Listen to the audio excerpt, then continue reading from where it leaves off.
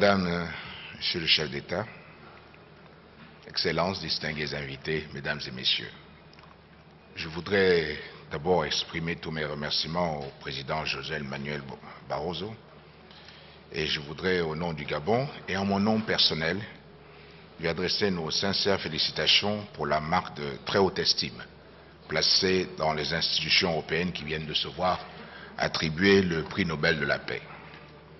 Ce témoignage très fort consacre le rôle et le travail accompli par les organisations européennes inlassablement au cours de ces dernières décennies.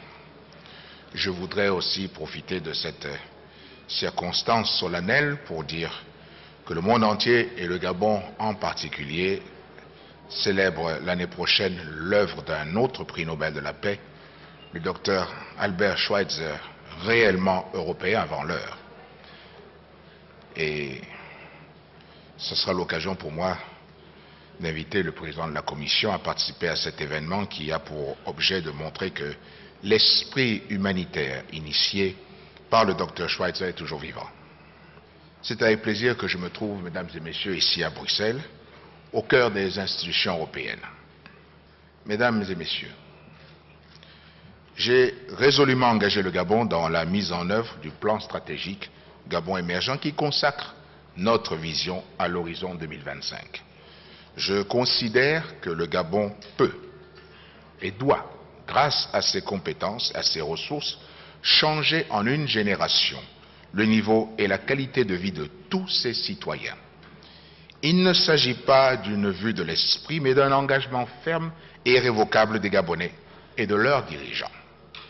Pour cela, il m'a semblé nécessaire, dès le début, d'indiquer les grands axes et de présenter de façon concrète les actions et projets qui seront menés pour impulser de manière irréversible la marche vers l'émergence. Le Gabon est confronté au paradoxe socio-économique d'appartenir par son PIB par tête d'habitant au groupe des pays à revenus intermédiaires, tout en s'apparentant de par certains indicateurs sociaux au groupe des pays dits les moins avancés. Par conséquent, s'imposer à nous le changement de structure et de gouvernance de notre économie. J'entends ainsi faire passer le Gabon d'une économie de rente à une économie diversifiée, privilégiant la transformation et la valorisation sur place de nos matières premières et favorisant ainsi l'émergence d'une classe moyenne. À titre d'exemple, avant 2009, plus de la moitié de la ressource forestière exploitée était vouée au gaspillage.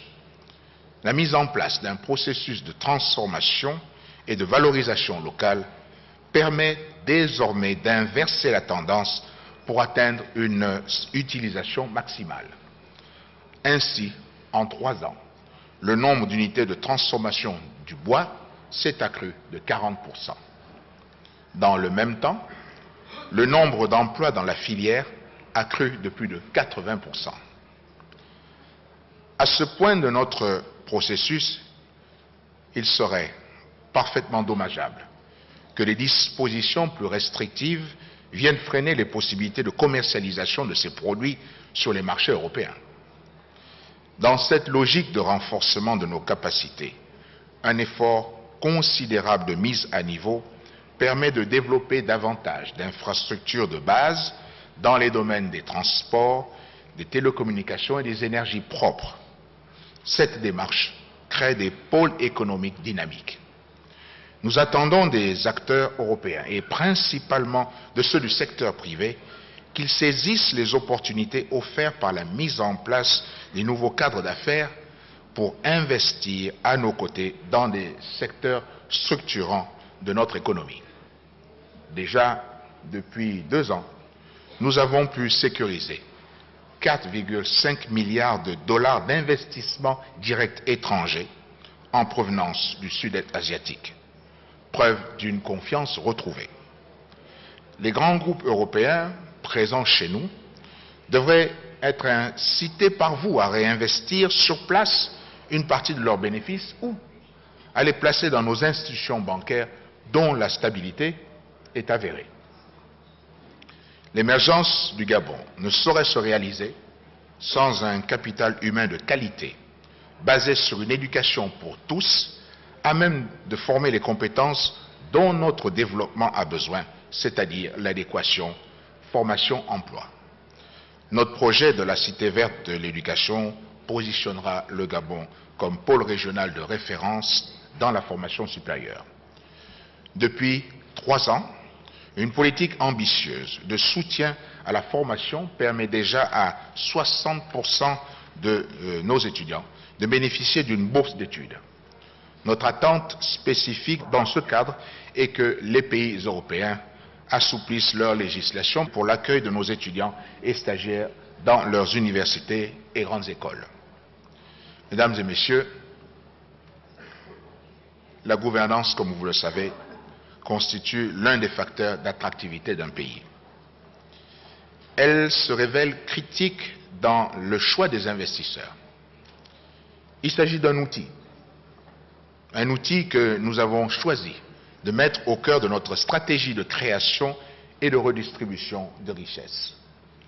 En effet, l'aspiration des peuples à plus de justice, de démocratie, de respect des droits de l'homme et de lutte contre la corruption doit être prise en compte dans toutes nos politiques publiques, tant au niveau national que dans la coopération et partant entre le Gabon et l'Union européenne.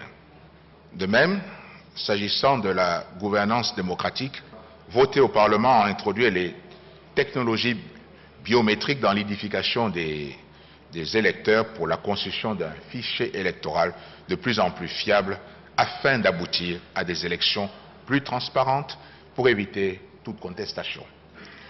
Je dois à ce niveau souligner que le Gabon dispose à ce jour de l'une des lois électorales les plus strictes au monde, fruit d'une active concertation entre la majorité, le gouvernement et l'opposition. Elle garantit à chaque candidat et à chaque parti politique une présence effective dans tous les niveaux de décision et d'organisation du processus électoral.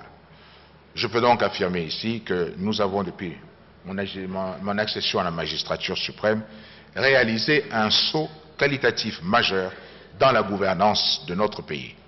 C'est pourquoi tous les partenariats sont particulièrement bienvenus pour conforter cette stratégie. Mesdames et messieurs, conscient de ce que la nature l'a généreusement doté, le Gabon entend aussi pleinement jouer son rôle face aux défis environnementaux auxquels la planète doit faire face, à savoir le changement climatique et l'érosion de la biodiversité. Cela passe nécessairement par une meilleure connaissance de nos ressources naturelles et l'utilisation du territoire, par une planification optimale de leur allocation et une large diffusion au sein de la société gabonaise du nouveau paradigme du développement durable. Pour atteindre ces objectifs, le gouvernement gabonais a pris un certain nombre de mesures, parmi lesquelles la création d'un ministère de l'économie chargé du développement durable, qui permet de ce fait d'intégrer la dimension environnementale dans toutes les politiques de développement.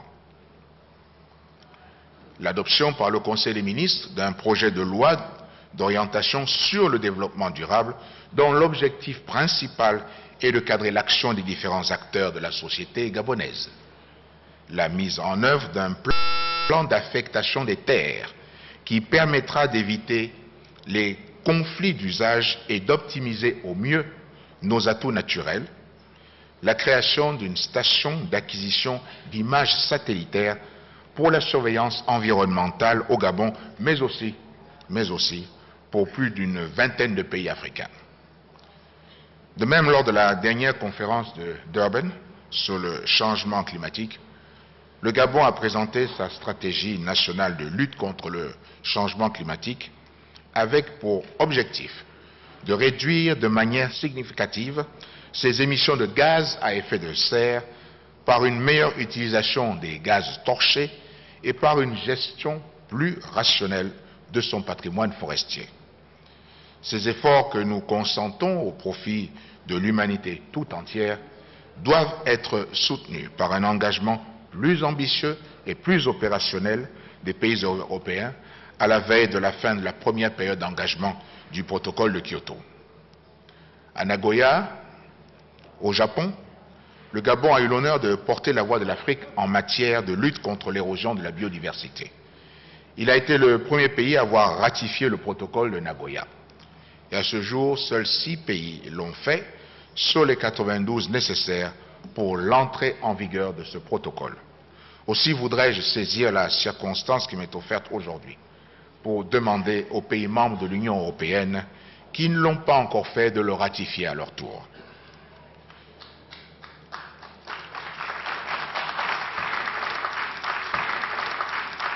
Mesdames et messieurs, la finalité de cette démarche qui est la nôtre est d'aboutir à une prospérité partagée afin d'offrir à mes concitoyens des services de santé qualifiés, l'accès universel à l'eau potable, l'accès à un logement décent, l'accès à l'emploi, l'accès aux services culturels. Thank you so much, Monsieur le Président. It was wonderful.